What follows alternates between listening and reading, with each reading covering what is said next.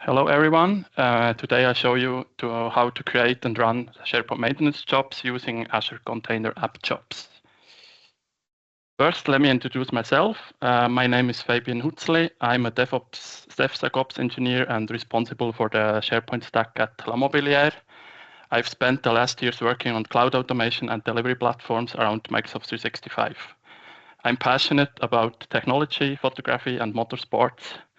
And our team is in active exchange with the Microsoft community, and the result, we have published parts of our development of our intranet as open source project. These can be found on our Punto Bello blog. That's the second link in the list. Before we dive into the technical details, let me quickly walk you through today's agenda. First, I will explain why maintenance is still important in SharePoint Online, even if it's a SaaS platform.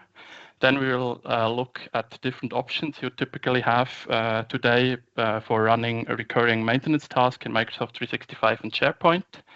After that, I will introduce Azure Container App Jobs, and I will explain what they are and why I think they are a good fit for SharePoint maintenance scenarios.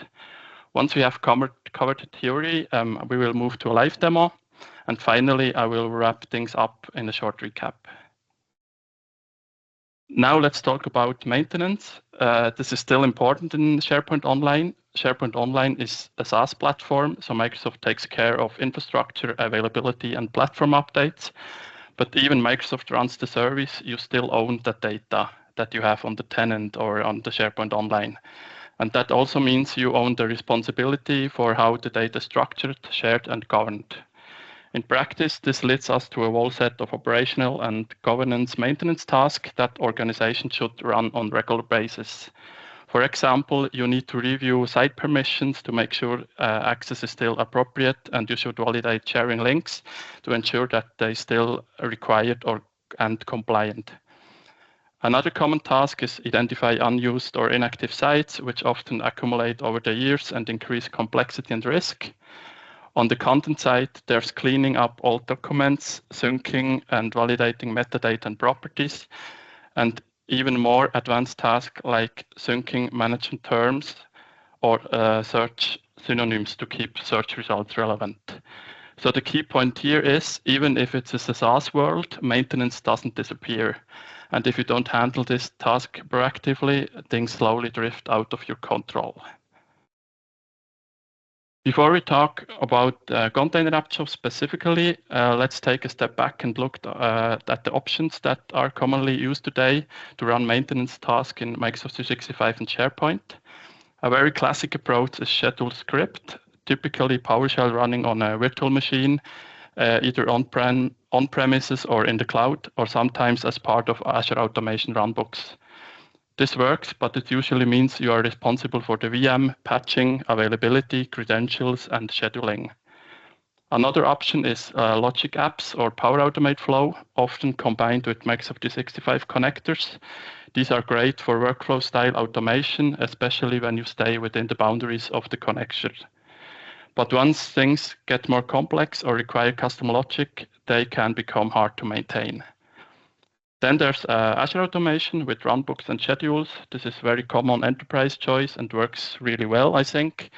But you are somewhat limited in terms of runtime flexibility and tooling.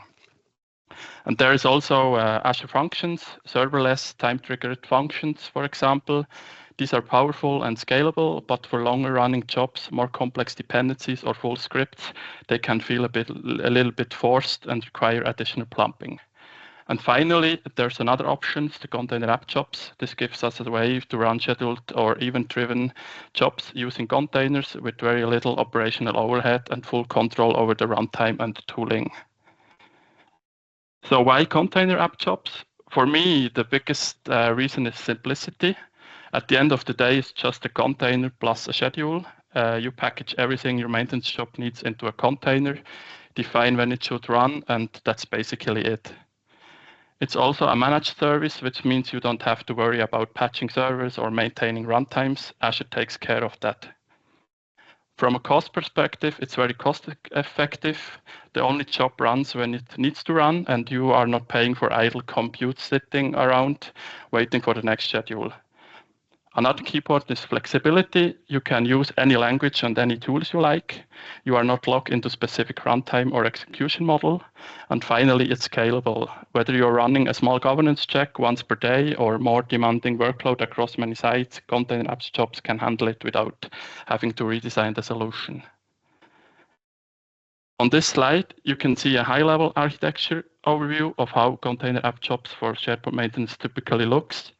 At the center of the setup is a Container App Jobs environment. This is a managed boundary where Azure runs and operates the job for us. Inside that environment, we have a Container App Job. This job is responsible for executing our maintenance logic. It runs a job container, which is just a container image that includes everything the job needs.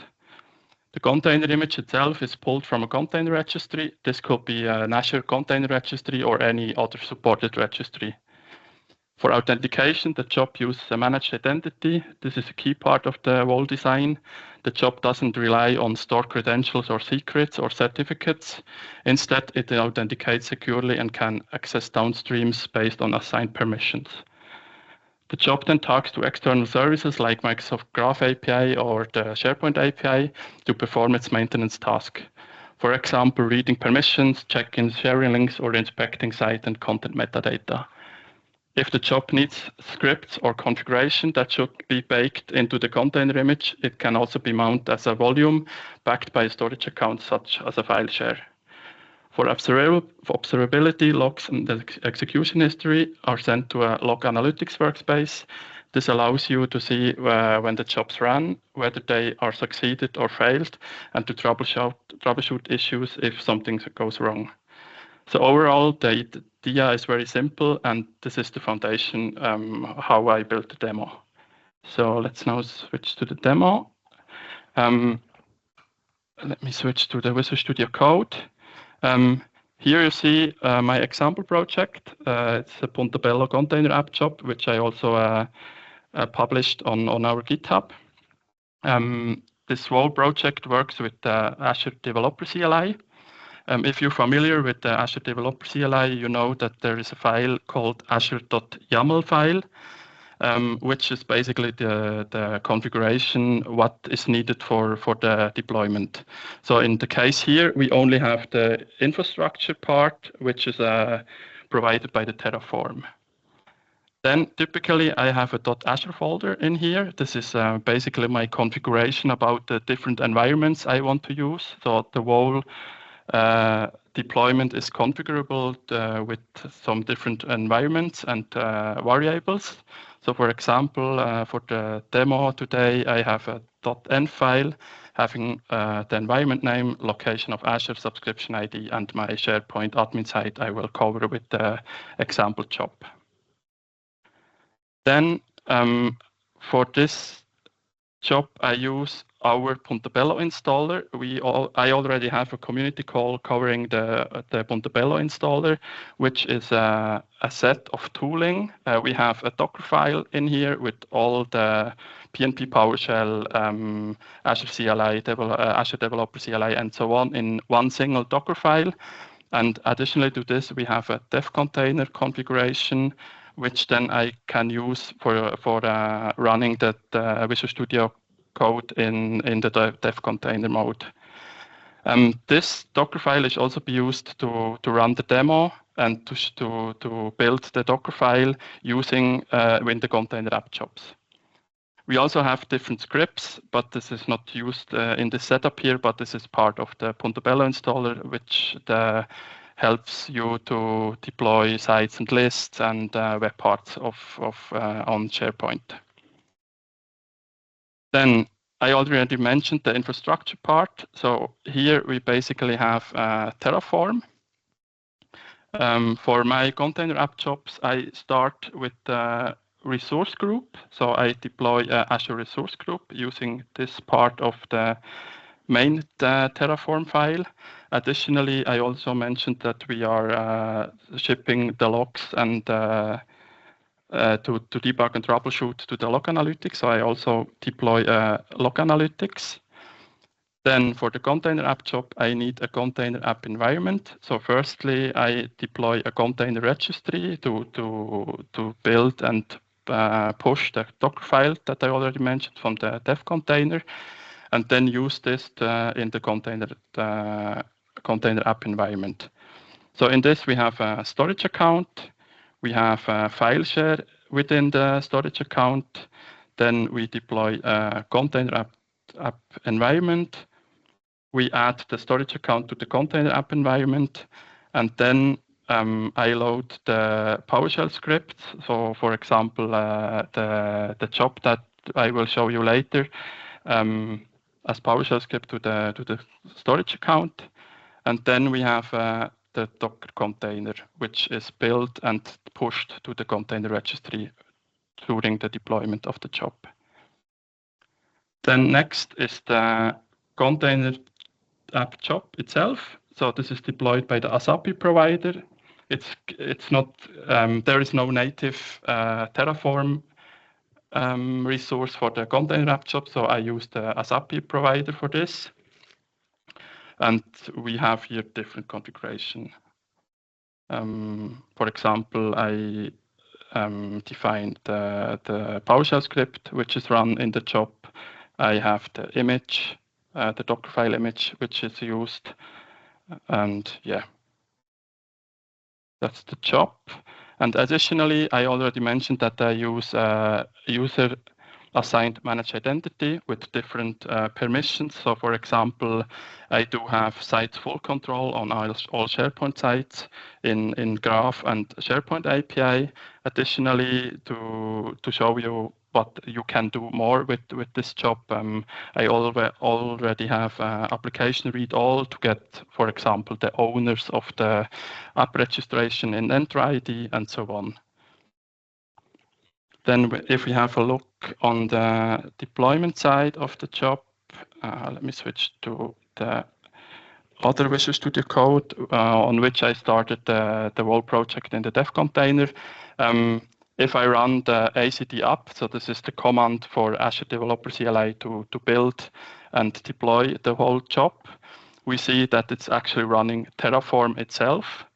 And if you are familiar with Terraform, you know that we are first installed all the provider we needed for the deployment, and then we see it checks all the resources that it's needed. And because it's a new deployment, I don't have any resources on Azure, so it will add all the resources I define in the infrastructure part. So there is a tons of plus, and this is all that stuff that we already see in the Terraform files. And then after the deployment, we see that it's it's about 20 resources that will be added to Azure. And then I also have a PowerShell script as example to it's just a test job to see what we can do. I have a region which is defined login purposes on the Docker file when the job is running. So I can set environment variables to trigger the outputs of the PowerShell. Then I have a graph function to get some graph calls. And then I also have authentication using the managed identity.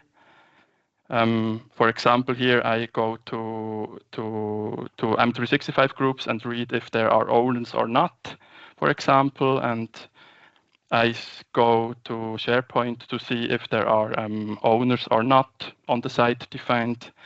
And then in the end, I give back a summary report. So if we then go to Azure itself, we see that this all the stuff that is deployed with the container app job deployment. We have the container apps environment, we have the container app job, we have a log analytics workspace, managed identity, container registry with the Docker file in it, and the storage account. And if we then look to the user assigned managed identity, we see that we all have the permissions that I showed you in the Terraform file. So we have Microsoft Graph for group read all, user read all, application read all, and site full control. And we have also SharePoint API sites full control. And as soon as we run the job, so I can then go to the container app job, click on run now, for example, or also see the execution history. And then I see that there is a job which ran, and I already opened the logs file, and we see that we have the PowerShell script that run container app jobs charted and so on. And then we have fewer than 2 admins on different sites. And we have another thing that I checked, we have M365 groups without owner 0, so that's all okay.